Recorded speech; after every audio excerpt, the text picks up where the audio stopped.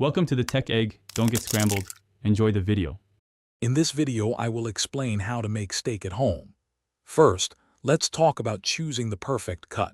Opt for a ribeye, sirloin, or New York strip, as these cuts offer excellent flavor and texture.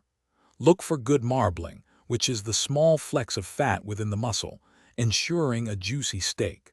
A thickness of about 1.5 inches is ideal for achieving an even cook.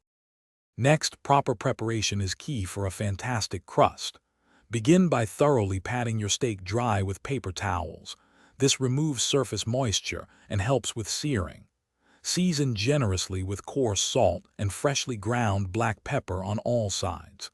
Then, let your steak sit at room temperature for approximately 30 minutes before cooking. This helps ensure a more even cook from edge to center. Now let's cook. Heat a cast iron skillet over medium-high heat until it's smoking slightly. Add a high smoke point oil, then carefully place your steak in the hot pan.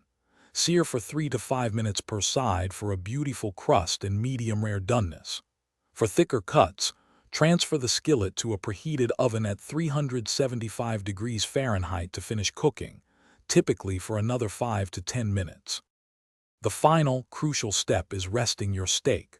Once cooked, transfer it to a cutting board and let it rest for 5 to 10 minutes. This allows the internal juices to redistribute evenly throughout the meat, resulting in a more tender and flavorful bite.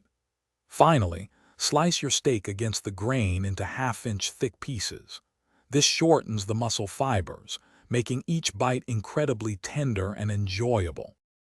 Thanks for watching. Consider subscribing if I helped unscramble your problems.